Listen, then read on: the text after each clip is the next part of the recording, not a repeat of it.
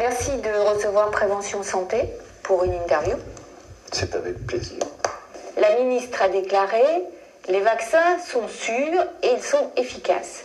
Selon vous, peut-on affirmer que les vaccins sont sûrs? Alors, j'affirme que la ministre a non seulement menti à la population, mais elle et ses experts ont menti à la représentation nationale, aux députés et aux sénateurs, parce que c'est faux. Les vaccins ne sont pas sûrs. Et pour preuve, je cite souvent les amendes qu'ont infligées les tribunaux américains aux victimes des vaccins. Entre 88 et 2011, ce sont 3,5 milliards de dollars qui ont été attribués à ces victimes. Je cite un exemple particulier puisque je viens tout juste d'avoir les données. Pour le vaccin HPV, par exemple, qui est le vaccin qui est sorti contre le cancer du col de l'utérus, alors qu'en fait c'est un vaccin qui est actif contre 2 papillomavirus sur la vingtaine qui sont cancérigènes, et le verse, c'est-à-dire les autorités américaines ont enregistré, depuis la sortie du vaccin HPV, 85 000 cas d'effets secondaires, dont 37 000 neurologiques. Enfin, c'est pas rien. Et puis 389 décès à avril. C'est énorme. Au niveau européen, et je le tiens d'instance espagnole, au mois de juillet 2015, ça sera 3 ans au mois de juillet, eh bien nous sommes à 352 décès et des milliers aussi, des dizaines de milliers de problèmes neurologiques. En Italie, depuis ce fameux rapport que m'a adressé la Direction régionale de la santé de Vénétie, le rapport qui a été publié en juillet 2015 sur l'année 2014, où les vaccins représentent la deuxième cause d'effets secondaires des médicaments après les médicaments anticancéreux. Deuxième cause, bien avant les anti-infectieux, bien avant toutes les autres classes thérapeutiques. Avec, et c'est certifié par les autorités judiciaires italiennes, 8773 cas référencés par les autorités, en sachant qu'il y a bien sûr une sous-notification des effets. Il est d'usage de retenir comme données en France, on cite entre 1 et 10% des effets constatés qui sont recensés à la NSM. Encore aujourd'hui, 2 mères de famille d'autistes. L'agence de sécurité du médicament. L'agence de sécurité du médicament. Et ces mères de famille me disent qu'elles n'ont pas, leur cas d'autisme régressif suite à des vaccins n'ont pas été déclarés aux autorités. Et je cite comme ça, tous les jours, on m'appelle de la France, donc des cas avec des symptômes, des conséquences, mais identiques. On retrouve les mêmes symptômes de dégâts des vaccins, de fièvre récurrente, d'enfants qui ont des comportements anormaux, etc. On retrouve tous une trentaine de symptômes identiques décrits par tous ces cas, qui sont au nombre de... On n'est peut-être pas milliers. Hein. Ce ne sont pas là... depuis le début de l'année, on m'a signalé 2 décès par vaccin chez les certificats des hôpitaux en main. C'est marqué décédé après BCG, après vaccin de tuberculose. Et puis des traitements de 2 ou 3 ans. Et puis, pour finir, à Paris, à Necker, l'enfant ouvert à 4 ans et demi est décédé les jours qui ont suivi. Même chose, un autre cas au mois de décembre, d'un bébé qui était en parfaite santé, à 2 mois, vacciné avec le double vaccin Exion-Prévenard, et décédé pendant la nuit. Donc, on en a assez que les autorités nous répondent que ce sont des coïncidences. Un bébé et des cas comme ça, j'en ai des dizaines et des dizaines. D'ailleurs, nous sommes en train de les référencer à l'échelle nationale, puisque les autorités ne font pas leur boulot, eh bien, on va le faire à leur place. Donc, on va faire un registre de tous ces cas, parce que là, ce ne sont pas des coïncidences. Qui mieux que les parents, hein, et non pas ces chers médecins qui se débinent à la première alerte et tout parce qu'ils ne veulent pas le reconnaître, d'autant plus qu'ils sont aussi protégés par les autorités. Donc il faut, aujourd'hui, on ne peut plus continuer dans cette omerta généralisée, ignorer les effets de ces vaccins. Les maladies chez l'enfant explose, les cancers explosent, les cas d'autisme explosent, les asthmes explosent. Alors je ne dis pas qu'il n'y a que les vaccins, hein, c'est probablement multifactoriel, mais les maladies de Crohn, les inflammations intestinales, enfin bref, l'état de santé général des enfants aujourd'hui n'est pas bon. Et ça, les études commencent à s'accumuler. Des études de ces 129 médecins italiens, dont les 3 premiers ont été radiés parce qu'ils se sont permis de dire que les vaccins étaient probablement en cause. Hein. On ne veut pas faire les recherches parce que ça nuit au lobby.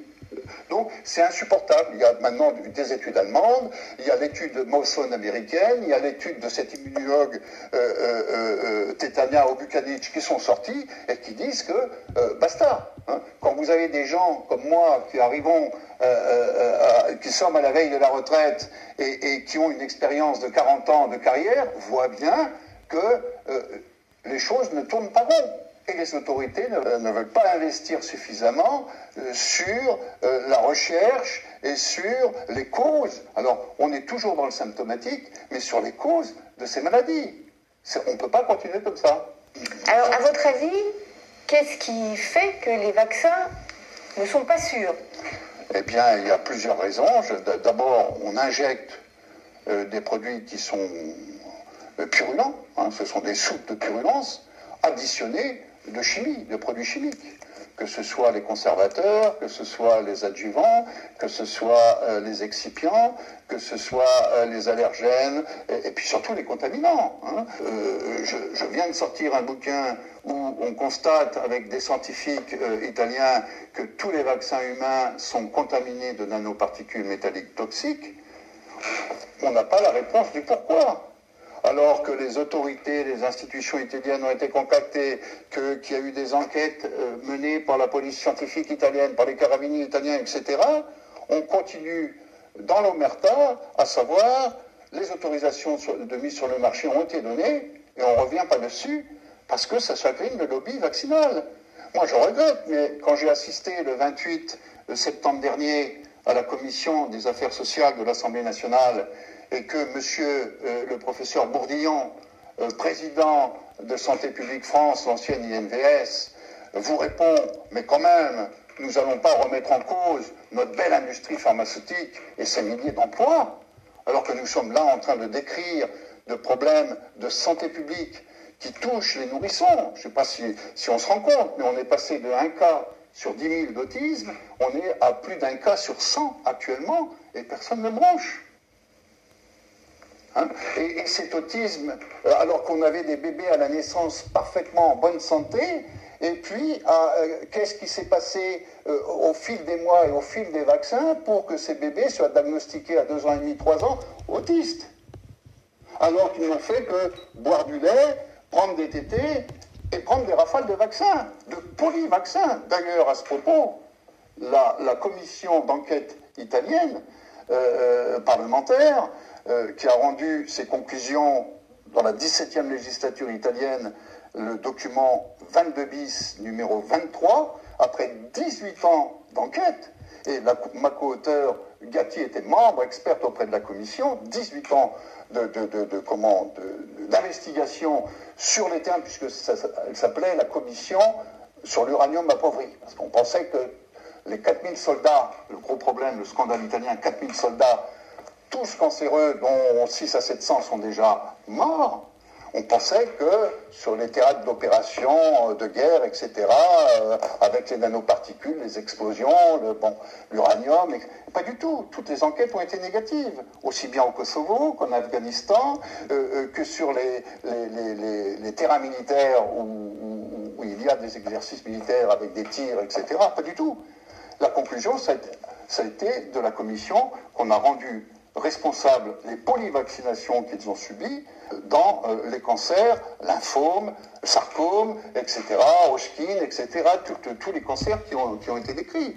Et donc, cette commission a conclu qu'il faut revoir et il faut purifier les formules vaccinales, il faut limiter à 5 antigènes par séance de vaccination. Je ne sais pas si vous imaginez, mais la double vaccination qu'on fait aux nourrissons à 2 mois, on injecte 22 antigènes vaccinaux. Donc, elle recommande pas plus de 5 antigènes par vaccination. Elle demande que les séances, parce qu'ils ont eu des séances en une vingtaine de jours, 7-8 vaccins un derrière l'autre, avec des leucémies fulgurantes et des décès à 6 mois. Elle demande de faire des examens pré-vaccinaux qui ne sont toujours pas faits. Quand vous présentez votre bébé à votre pédiatre à 2 mois, après une visite succincte ORL, son poids et quelques mesures, on vous injecte par double injection les vaccins. Comment fait le pédiatre pour connaître les différentes contre-indications ou allergies, etc. du bébé? Déjà, les tests de tolérance des produits chimiques renfermés dans les vaccins ne sont pas faits. C'est la commission d'enquête italienne qui le dit. Hein. Aucune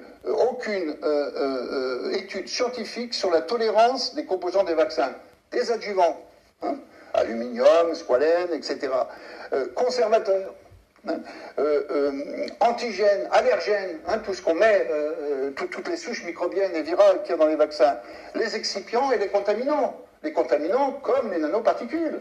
Enfin, le sujet est d'actualité, puisque la DGCCRF vient d'en trouver dans les produits de dermocosmétiques, et pas qu'un peu, hein, 29 sur 35, dans les produits alimentaires. Et là, on en a dans les vaccins, et personne ne bouge.